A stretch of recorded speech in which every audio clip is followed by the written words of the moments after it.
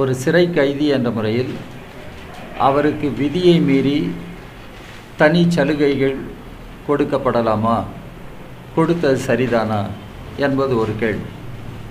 இன்னொன்று, சிறை அதிகாரிகள் லஞ்சம் பெறுகிறார்கள் என்பதும் இதிலிருந்து தெரிகிறது. சிறை நிர்வாகம் இன்றைக்கு ஊழலுக்கும் லஞ்சத்திற்கும் ஆளாகி இருக்கிறது என்பதும் இதிலிருந்து வெளிப்படுகிறது. எனவே இந்த பிரச்சனை குறித்து இது ஒரு தனிநபர் லஞ்சம் கொடுத்தார், லஞ்சம் கொடுத்து தனக்கு சில தனி சலுகைகளை பெற்றார் என்பது ஒன்று. இன்னொன்று, சிறை நிர்வாகமே ஊழலுக்கும் லஞ்சத்திற்கும் ஆளாகி இருக்கிறது என்பது இன்னொன்று. எனவே இந்த பிரச்சனை முழுவதையும் ஒரு உயர்மட்ட அளவிலான விசாரணைக்கு உட்படுத்த வேண்டும்.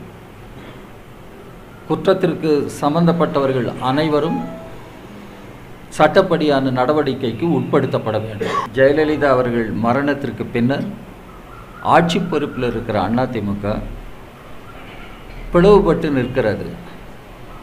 இந்த பிளவினை பயன்படுத்தி பாரதிய ஜனதா கட்சி அரசியல் ரீதியாக காலூன்றுவதற்கு மட்டுமல்ல, தன்னுடைய செல்வாக்கை வளர்த்து கொள்வதற்கு பெரிதும் இன்றைக்கு முயற்சி எடுத்து வருகிறது.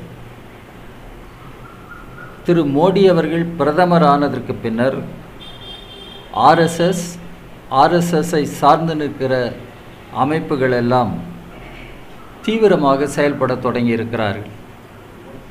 ஒரு கும்பல் வன்முறை கலாச்சாரம் இந்தியாவில் உருவாகி இருக்கிறது.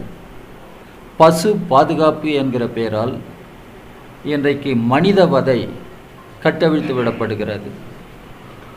சிறுபான்மை மக்கள், தலித் மக்களுக்கு எதிராக தாக்குதல்கள் நடைபெறுகின்றன.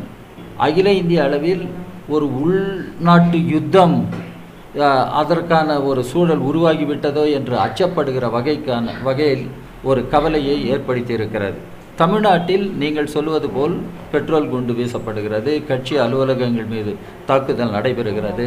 இதனுடைய பின்னணியையும் நாம் பார்க்க வேண்டும். தமிழ்நாட்டிலும் இன்றைக்கு மதவெறி அரசியலை முதன்மைப்படுத்துகிற, அதிலும் குறிப்பாக இந்துத்துவ மதவெறி அரசியலை முதன்மைப்படுத்துகிற சில அமைப்புகள் இப்படிப்பட்ட தீவிர செயல்களில் ஈடுபடுகிறார்கள்.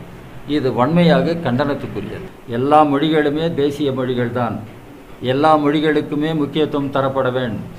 அதுதான் இந்தியாவில் நாம் ஏற்றுக்கொண்டிருக்கிற அரசியல் ஜனநாயகம், அரசியல் சாசன நெறிமுறைகள்.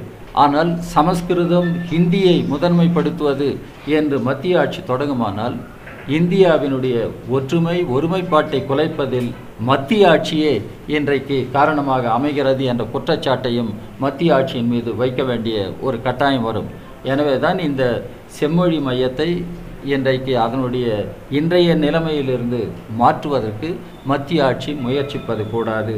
இது குறித்தும் பாராளுமன்றத்துக்கு வெளியில் இந்திய கம்யூனிஸ்ட் கட்சி பிரச்சனையை எழுப்பும். உலகமெங்கும் பரவி இருக்கும் தமிழ் நெஞ்சங்களே, உங்கள் பகுதிகளில் நடக்கும் நிகழ்வுகள், போராட்டங்கள், பிரச்சனைகள், அதிகாரிகளின் அலட்சியத்தால் புறக்கணிக்கப்பட்டுள்ள திட்டங்கள், லஞ்ச புகார்கள் மற்றும் சமூக அவலங்களை இந்த உலகிற்கு வெளிச்சம் போட்டு காட்ட விரும்புகிறீர்களா? உங்கள் செல்போன் மூலமோ அல்லது தங்களிடம் இருக்கும் கேமரா மூலமாகவோ பிரச்சனைகளை வீடியோவாக பதிவு செய்து எங்களுக்கு அனுப்புங்கள். உங்கள் பகுதி பிரச்சனைகளை உலகுக்கு வெளிச்சப்படுத்தி அப்பிரச்சனைகள் நீங்க வழி செய்வதுடன் உங்களுக்குரிய சன்மானத்தையும் வழங்குகிறோம்.